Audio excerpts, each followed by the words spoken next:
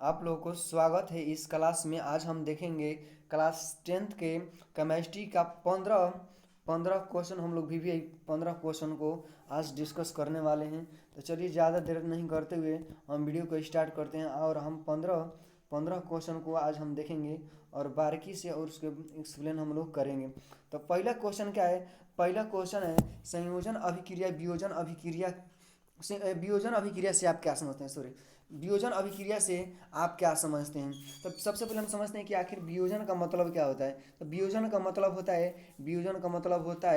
तोड़ना। वियोजन का मतलब क्या होता है? तोड़ना। टूटना होता है मतलब कि तोड़ना होता है मतलब अलग होना। वियोजन का मतलब होता है अलग होना। तोड़ना मतलब कि इसको अलग भी बोल सकते हैं या तोड़ना भी बोल सकते हैं। तब पूछ रहा है कि वियोजन अभिक्रिया एक होता है संयोजन, एक होता है आपका संयोजन, एक होता है आपका संयोजन। संयोजन मतलब होता है जोड़ना, संयोजन मतलब होता है आपका जोड़ना। और वियोजन का मतलब होता है तोड़ना। वियोजन का मतलब होता है तोड़ना। तो पूछ रहा है वियोजन अभिक्रिया से क्या समझते हैं। तो वियोजन अभिक्रिया किसे कहते हैं? तो सबसे पहले हम अब लिख देंगे किसी भी रासायनिक केमिस्ट्री में आपका कोई भी परिभाषा पूछे तो सबसे पहले लिख दीजिएगा। वैसी रासायनिक अभिक्रिया जिसमें एक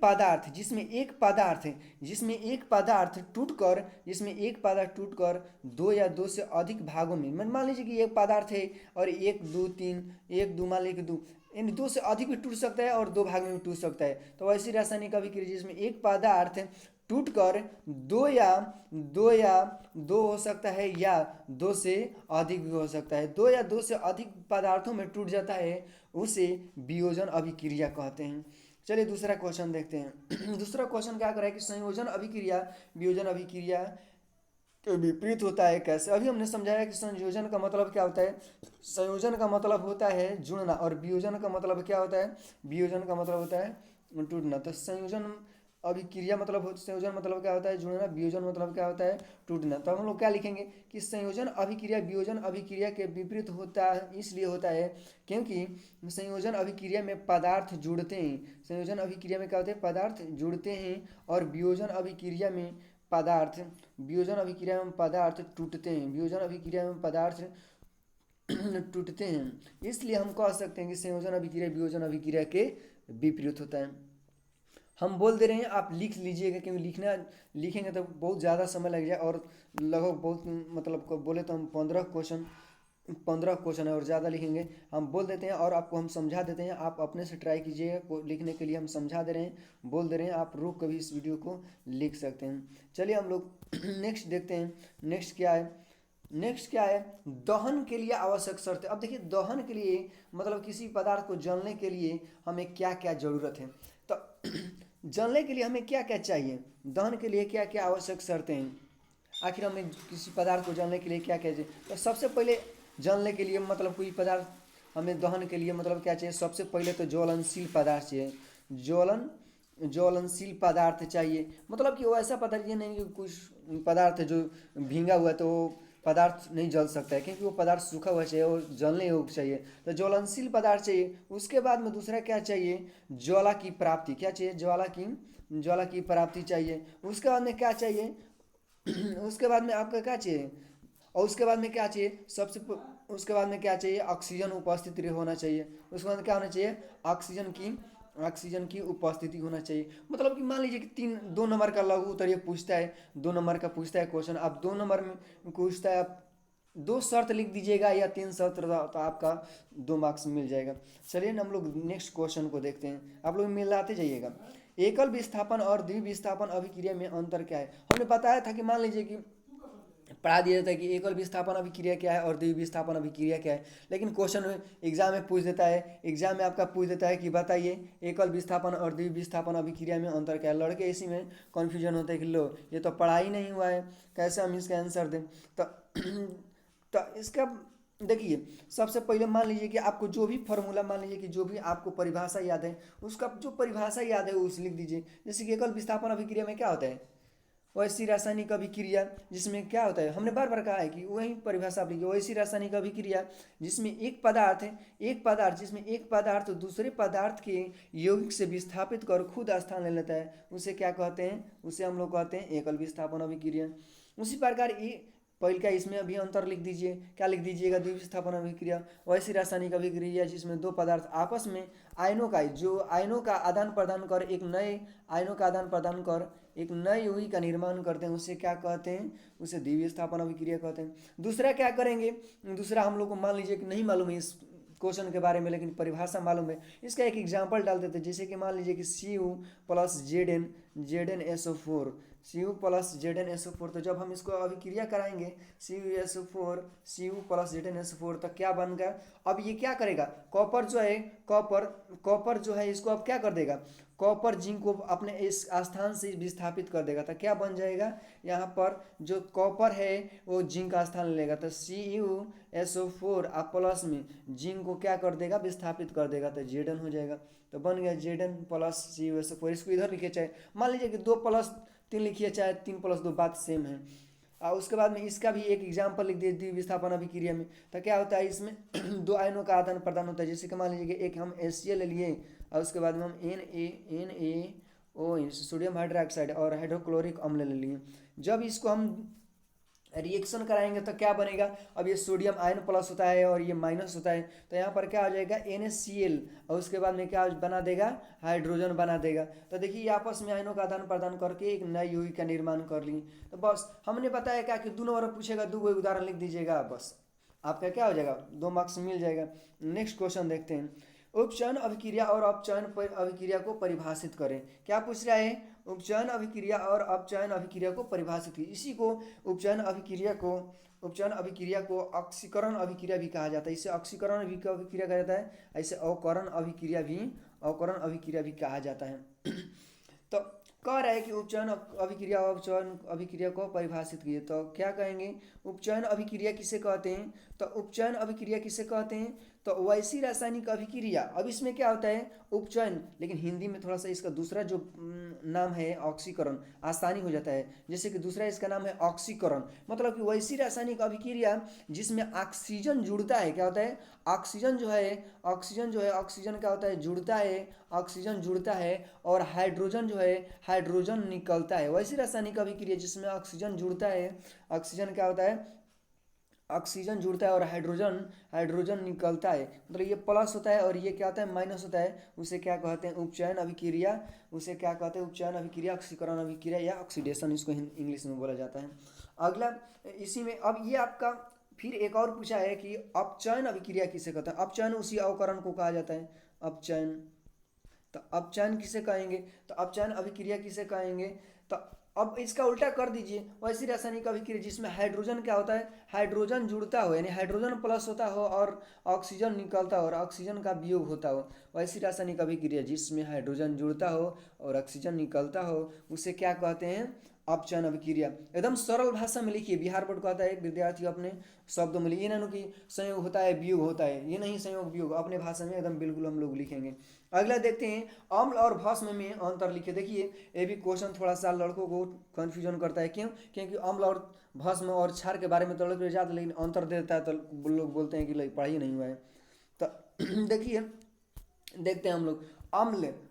तो सबसे पहले आप जो भी अम्ल के बारे में जानते हैं तो वो अपने इधर लिख लीजिएगा, अम्ल, इधर लीजिएगा भस्म या क्षार भी से कहा जाता है, भस्म या क्षार कहा जाता है, भस्म इधर लिख दीजिए उधर। अब इसका सबसे पहले परिभाषा आप जो जानते हैं या कुछ भी जानते हैं कुछ भी लिख दीजिए पहला। अब अम्ल हम लोग जानते हैं, अम्ल के बारे में क्या जानते हैं कि अम्ल क्या होता है, स्वाद में खट्टा होता है, अम्ल स्वाद में खट्टा होता है। आप पूरा लिख दीजिएगा, मैं यहाँ पर टाइम कम होने के कारण और पूरा नहीं लिख रहा हूँ। स्वाद में खट्टा होता है, ये स्वाद में खारा होता है, ये क्या होता है, स्वाद में खारा होता है, कड़वा होता है। भस्म जो होता है कड़वा होता है। उसका दूसरा क्या लिख सकते हैं हम लोग, अम्ल का पीएच मान 7 से कम होता है, 7 से क्या होता है, कम होता है। अम्ल का पीएच मान 7 से कम होता है। अच्छा और बताइए भस्म का पीएच मान क्या होता है, 7 से, भस्म का पीएच मान क्या होता है, 7 से क्या होता है, 7 से अधिक होता है। भस्म का पीएच मान 7 से अधिक होता है।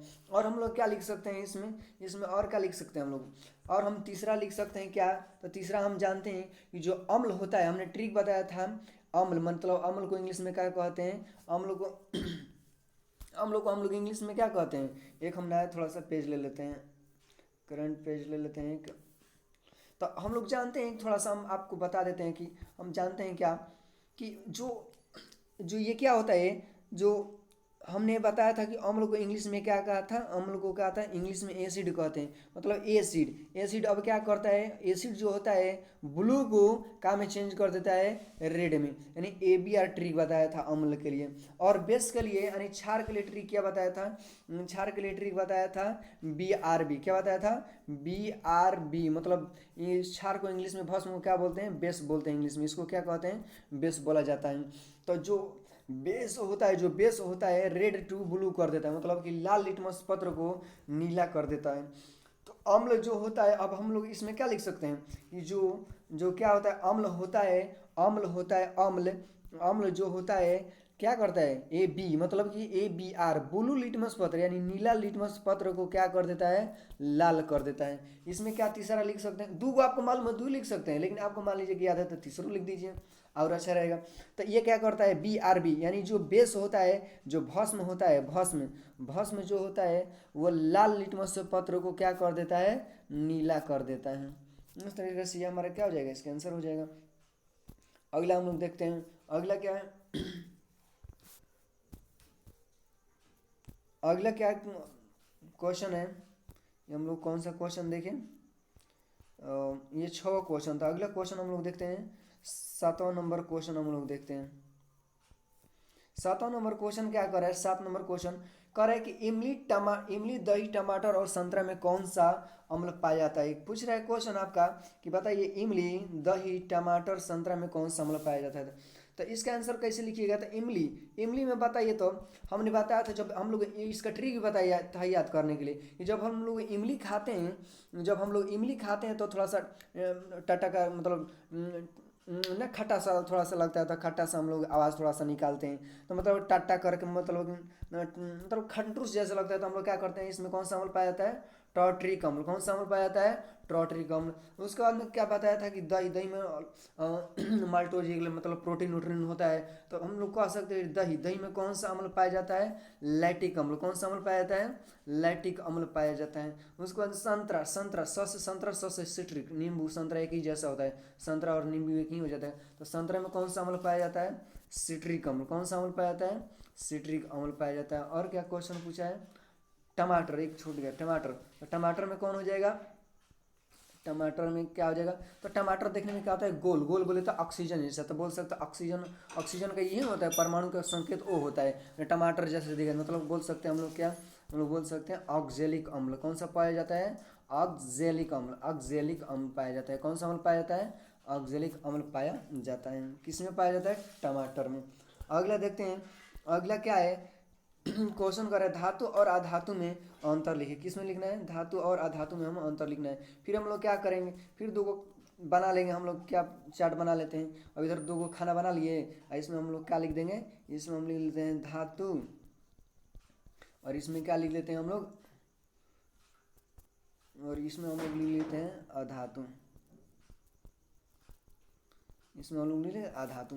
अब इसमें देखिए पहले धातु के बारे में आप क्या जानते हैं, धातु के बारे में हम जानते हैं कि हाँ धातु जो होता है चमकीला होता है, अधातु चमकीले नहीं होते हैं। एक वो याद हुआ तो सब लिख देंगे, तो हम लोग लिख देंगे पहले इसमें क्या लिख देंगे, ये धातु जो होते हैं वो क्या होते हैं, चमकीले होते हैं। धातु क्या होते हैं, चमकीले होते हैं। अधातु क्या होते हैं, चमकीले नहीं होते हैं, लिख देंगे। दूसरा क्या लिखेंगे, अब दूसरा क्या लिखेंगे, धातु जो होते हैं विद्युत के सुचालक होते हैं। धातु जो होते हैं वो विद्युत के क्या होते हैं, सुचालक होते हैं। अधातु जो होते हैं, अधातु जो होते हैं वो क्या होते हैं, विद्युत के कुचालक, मतलब कि अधातु से जो होता है वो विद्युत लाइन मतलब कि प्रवाहित धारा प्रवाहित नहीं होता है। ये हम लोग क्या कर सकते हैं, दूसरा लिख सकते हैं, दूसरा लिख सकते हैं। तो और लेकिन अपवाद में आता है ग्रेफाइट, ग्रेफाइट जो अधातु लेकिन वो सुचालक, वो अपवाद में आ जाएगा, तो हम लोग को ये अंतर लिखना है। तीसरा क्या लिख सकते हैं कि जो धातु होता है वो आघातवर्धनीय होता है, मतलब इसे पीट कर चादरा भी बनाया जा सकता है। जैसे कि 1 ग्राम सोना में 2 किलोमीटर तक पतला तार बनाया जा सकता है। तो जो होता है क्या, धातु जो होते हैं वो क्या होते हैं, आघातवर्धनीय होते हैं, मतलब इस पर आघात करने पर ये बढ़ जाते हैं। आघातवर्धनीय होते हैं, क्या होते हैं, आघातवर्धनीय होते हैं। ये जो होते हैं आघातवर्धनीय, आघातवर्धनीय नहीं होते हैं। ये आप पूरा लिख लीजिएगा, मिला लीजिएगा, इतना मैं आपको बोल दे रहा हूँ, आपको लिखना हो तो लिख लीजिएगा। अगला क्या है, बेंजीन। नेक्स्ट क्वेश्चन देखते हैं, बेंजीन और टॉलुइन टॉलुइन का अणु सूत्र लिखे। क्या कह रहा है, बेंजीन और टॉलुइन का अणु सूत्र लिखे। तो सबसे पहले हम लोग देखते हैं एक पल बेंजीन का हम लोग देख लेते हैं। बेंजीन का देखते हैं तो बेंजीन का जो अणु सूत्र होता है वो क्या होता है C6 और क्या होता है H6, यही होता है ना C6 और H6। इसका अणु सूत्र बनाने के लिए हमने बताया था क्या कि कार्बन को ये आ जाता है एरोमेटिक में, तो 6 कार्बन को गोल बैठा देंगे 1 2 3 4 5 6। अब जहाँ से मन करे आपको वहाँ से जहाँ से मन करे आप वहाँ से स्टार्ट कर सकते हैं। यहाँ single bond double bond single bond double bond single bond double bond. अब देखिए तो अब जहाँ जहाँ जैसे कि कार्बन सॉरी क्यों छूटा है हमको, single bond single double single, यहाँ पर डबल हो नहीं दिखाई दे रहा था।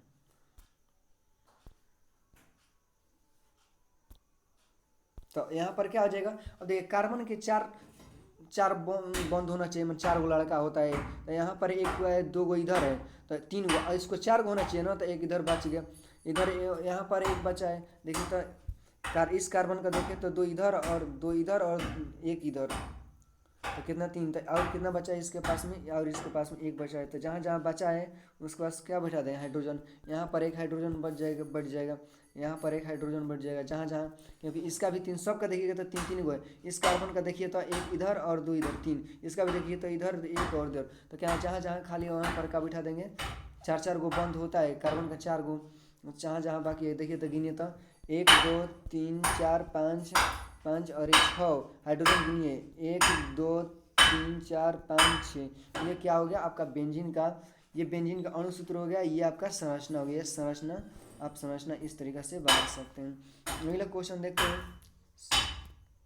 अगले इसमें और एक हम पेज लेते हैं, टॉलुइन का हम लोग को बनाना है। टॉलुइन का लिए एक हम पेज ले लेते हैं न्यू पेज। तो टॉलुइन का जो होता है अणु सूत्र क्या होता है, टॉलुइन का अणु सूत्र जो होता है, टॉलुइन का अणु सूत्र जो होता है वो क्या होता है C7H8 होता है। अब इसके लिए हम बनाने के लिए क्या करेंगे 7 कार्बन लेने पड़ेगा, जस्ट वो इसी तरीके से हम बनाएंगे जैसे उसको हम बनाएंगे 1 2 3 4 5 6। अब क्या करेंगे सिंगल डबल, जहाँ जहाँ बाकी वहाँ पर का बिठा देंगे, वहाँ पर 4 गो पहले इनका बना देंगे। ये देखिए तो इसका 4 गो पूरा हो गया, इस कार्बन का 4 गो, यहाँ पर 2 यहाँ पर 1 3 और एक इधर 4, कार्बन 6 गो, हमें 7 गो टॉलुइन का। तो देखिए तो अब मान लीजिए कि कार्बन का 4 विवाह करना है, किसी भी से भी कर सकता है। तो यहाँ पर सब 4 होता है, 1 बचा है कार्बन, तो यहाँ पर हम बैठा देते हैं। लेकिन इस कार्बन का देखेंगे तो यहाँ पर इस कार्बन का 1 ही हुआ है, इधर सिर्फ 1 इधर ही हुआ है। तो हम क्या करेंगे, अब इसको क्या करेंगे, तो इसको हम क्या करेंगे, इसका 4 गो अभी 3 गो बचा हुआ है ना, क्योंकि इधर इससे 1 ही किया है, तो बचा हुआ है 3 गो। तो जहाँ जहाँ खाली है वहाँ पर हाइड्रोजन बिठा देंगे। तो यहाँ पर 1 2 3 4 5, यहाँ पर आपका 6 हो गया, यहाँ पर 7, ये 8।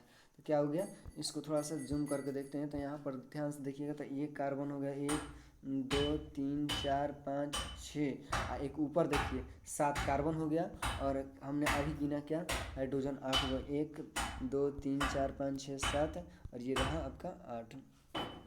अगला क्वेश्चन देखते हैं। अगला क्वेश्चन क्या है, मेथिन पेंटीन और ब्यूटाइन, थोड़ा सा स्प्रिंट हो गया थोड़ा सा, चलिए हम बताते हैं क्या था। मेथेन था, तो चलिए हम बताते हैं। मेथेन जो होता है, मेथेन का फार्मूला अणु सूत्र क्या होता है। तो मेथेन का जो अणु सूत्र होता है वो क्या होता है मेथेन का, तो मेथेन कौन नंबर पर होता है, मेथ 1 नंबर पर होता है। तो कार्बन 1 लेंगे, उसके बाद एन ग्रुप का है यानी एल्केन में 2 से गुना करके 2 जोड़ देते हैं। तो क्या करेंगे इसमें, जब 2 से गुना करेंगे 1 जोड़ेंगे तो कितना 2 कम 2 मेथ, तो कितना हो जाएगा आपका CH4 हो जाएगा। जैसे कि हम लोग उस पर बैठाएंगे CnH2n पर, तो क्या करेंगे 2 में 1 से गुना करेंगे 2, और फिर 2 जोड़ना है तो कितना हो जाएगा 4 आपका हो जाएगा। तो यहाँ पर क्या हो जाएगा CH4 इसका अणु सूत्र हो जाएगा। किसका, मेथेन का जो अणु सूत्र होगा वो क्या हो जाएगा CH4। अब इसका संरचना बनाएंगे तो इसका संरचना क्या हो जाएगा, तो कार्बन 1 है तो कार्बन 1 लेंगे, उसके बाद एन वाला ग्रुप के नहीं एल्केन वाला ग्रुप के क्या होता है, एल्केन वाला ग्रुप का जो होता है वो क्या होता है, यहाँ पर हाइड्रोजन एक बैठा देंगे, यहाँ पर हाइड्रोजन एक बैठा देंगे, यहाँ पर हाइड्रोजन बैठा देंगे, यहाँ पर। तो ये हमारा क्या हो गया, मीथेन का यह का संरचना हो गया। और देखते हैं दूसरा उसमें था, हमको देखने में पेंटीन था शायद। तो पेंटीन बोले तो इसका जो हम लोग देखेंगे तो पेंटीन का हम लोग देखेंगे तो पेंटीन का क्या हो जाएगा आप लोग को हम बताए। तो पेंटीन का क्या हो जाएगा, पेंटीन का देखिए तो पेंट कौन और पर होता है 5 नंबर, यानी कार्बन हम लोग को 5 लेना है। अब पेंटीन इन मतलब कि ये एल्कीन ग्रुप का है, यानी दोगुना कर देना है सिर्फ। तो 5 दूनी कितना हो जाएगा 10। इसको हम बहुत डिटेल से बताए थे, थोड़ा हम फास्ट चल रहे हैं क्योंकि थोड़ा समय ज़्यादा लग जाएगा, लंबा वीडियो हो जाएगा ज़्यादा। तो क्या हो जाएगा, तो 5 को हम लोग को कार्बन लेना है, 1 2 3 4 5। हमने बताया था एल्कीन और एल्काइन में सिर्फ अंतिम दो कार्बन परमाणु के बीच डबल बॉन्ड, और बाकी सब सिंगल बॉन्ड होना चाहिए। तो अब देख लेंगे कितना बचा है। इसका 2 हो गया है तो और 2 बचा है, अब जहाँ पर बैठा सकते हैं। इसका 3 हो गया तो और 1 बचा है, इसका 2 हो गया है तो और 2 बचा है, इसका 2 हो गया है और 2 बचा है, इसका 1 शादी हो गया और 3 बचा है। तो यहाँ पर जहाँ जहाँ खाली उसको बैठा देंगे, हाइड्रोजन बोला देगा, शादी कर लेगा, ऐसे कर लेगा। जहाँ जहाँ खाली वहाँ पर क्या कर देंगे, हाइड्रोजन को बैठा देंगे। अब गिन लीजिए कि हाइड्रोजन 1 2 3 4 5 6 7 8 9 10, देखिए 10 गो हाइड्रोजन हो गया और कार्बन यहाँ पर गया है 5। ये हमारा ये पेंटीन का अणुसूत्र हो गया। ये हम लोग का क्या हो गया, ये हम लोगों का संरचना हो गया। और एक हम लोग का छूट गया, और इसको थोड़ा सा यहाँ पर कर देते हैं, क्या ब्यूटाइन था। तो देखिए ब्यूटाइन तो देखिए ब्यूटाइन है, ब्यूट कितना नंबर सबसे पहले होता है, तो ब्यूट 4 नंबर पर होता है। कार्बन 4 को ले लेंगे, ब्यूट 4 नंबर पर है तो 4 ले लेंगे हम यहाँ पर। तो कितना हो जाएगा C4। और देखिए ब्यूटाइन मतलब कि ये आइन एल्काइन ग्रुप का है, ये दोगुना करके 2 घटा देना है। तो हम 4 दूनी 8, 8 में से 2 घटाएंगे कितना हो जाएगा 6। ये ब्यूटाइन का अणुसूत्र हो गया C4H6। अब क्या करेंगे, इसका संरचना बनाएंगे तो हम लोग कितना लेना है 4 गो कार्बन। तो 1 2 3 4 कार्बन ले लिए। अब क्या करेंगे, हमने बताया था कि एल्कीन और एल्काइन में अंतिम 2 कार्बन के बीच में सिर्फ होना चाहिए। तक एल्काइन में ट्रिपल बॉन्ड लेके आता है, यहाँ पर ट्रिपल बॉन्ड बना दिए, ठीक है। अब यहाँ पर बाकी सब में सिंगल बॉन्ड लगा देंगे। अब जहाँ जहाँ खाली है, जैसे कि इस कार्बन के अनुसार देखेंगे, इस कार्बन के अनुसार तो 3 गो हो गया इधर और बचा है तो 1 इसका बचा है ये। लेकिन इस कार्बन को देखेंगे तो ये 4 गो इसका हो गया है, 3 गो आगे या 1 गो पीछे, मतलब 4 गो शादी हो गया है। तो हम क्या करेंगे, अब आगे देखते हैं। इस कार्बन का 2 गो बाकी है, इसका 3 गो बाकी है। तो अब जहाँ जहाँ बाकी वहाँ पर क्या बैठा देंगे, हाइड्रोजन को बैठा देंगे। तो गिनिए तो हाइड्रोजन कितना हो गया, 1 2 3 4 5 6 हाइड्रोजन हो गया। और कार्बन यहाँ पर कितना है, कार्बन 4 गो हो गया। मतलब देखिए हम लोग का संरचना बिल्कुल सही है, क्योंकि कार्बन और हाइड्रोजन की संख्या बिल्कुल सही आ रहा है। तो हम लोग क्या करते हैं, अगला इस क्वेश्चन का हम लोग का जो आंसर है, ये आंसर आ गया थोड़ा सा बेंजीन। ये जो क्वेश्चन था ये मेथेन पेंटीन और ब्यूटाइन था, बटन लिखा गया है, थोड़ा सा मिसप्रिंट हो गया।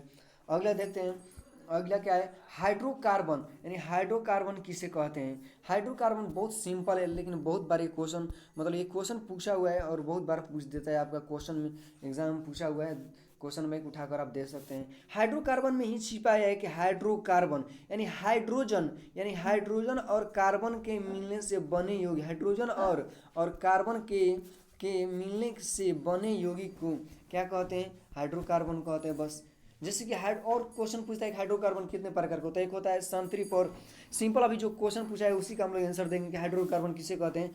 तो हाइड्रोजन और कार्बन के मिलने से जो यौगिक बनता है, जैसे कि मेथेन, देखिए हाइड्रोजन और कार्बन है, हाइड्रोजन और कार्बन के मिलने से बने यौगिक हाइड्रोकार्बन कहते हैं।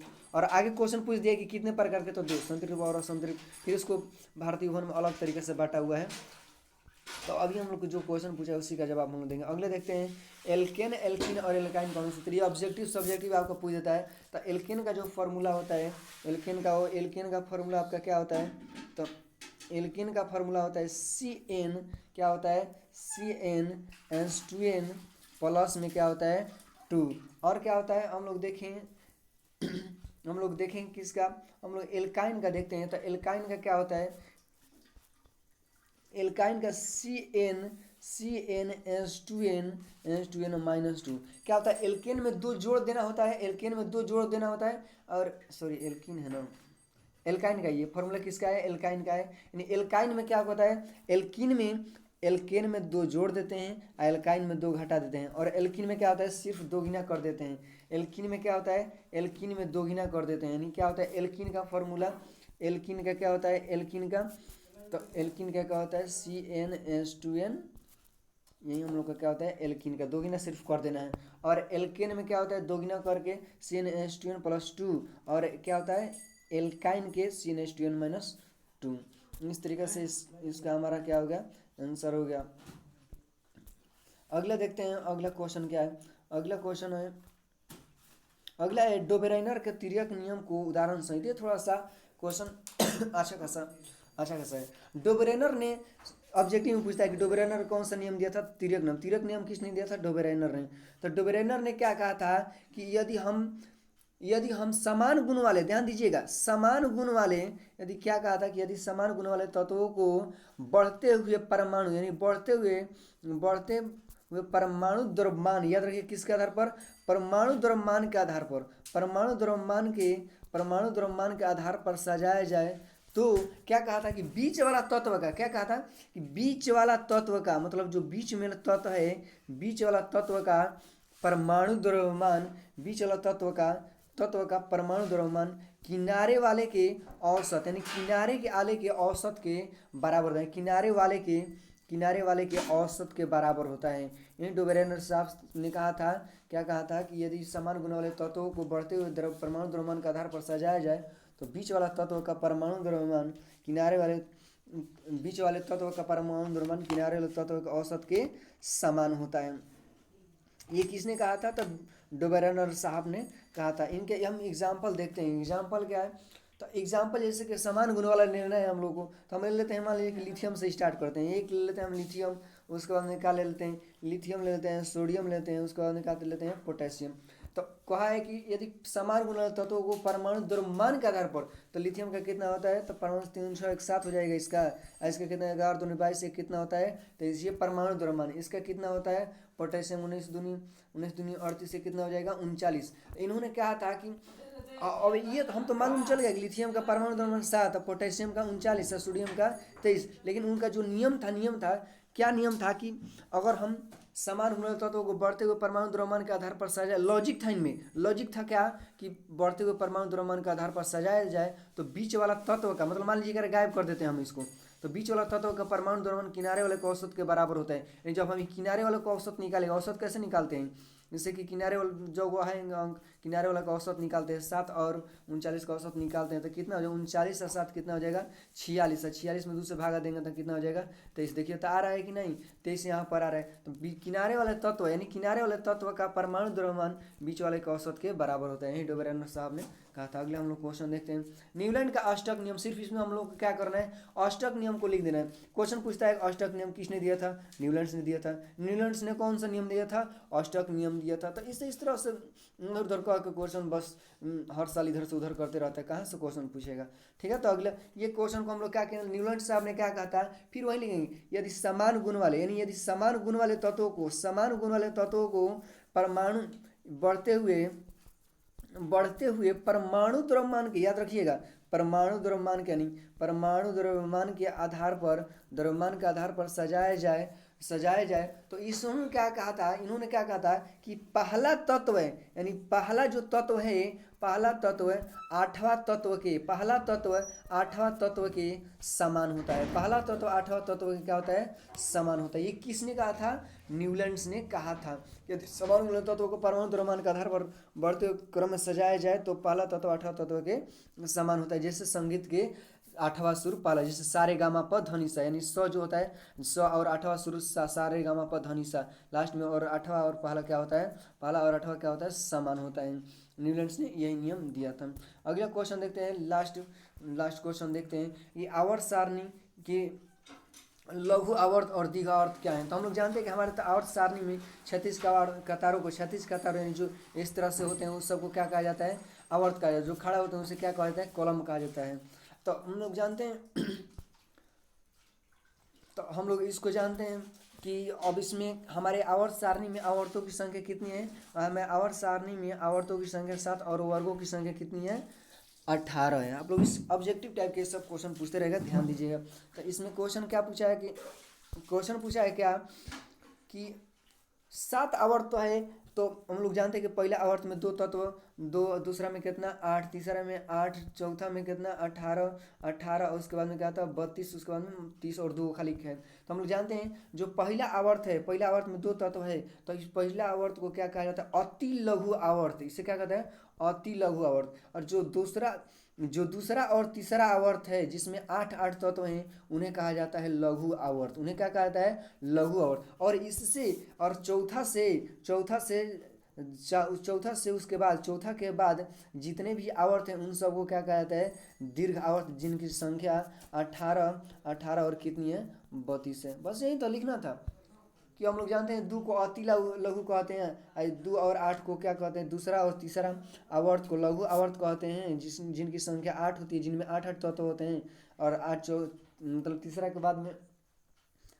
के बाद को दीर्घ आवर्त कहा जाता है, जिसमें कितनी संख्या होती है 18, 18 और 32 होती है।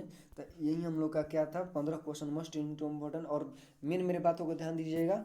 और आज के लिए इतना ही, नेक्स्ट टाइम मिलते हैं। जय हिंद, जय भारत।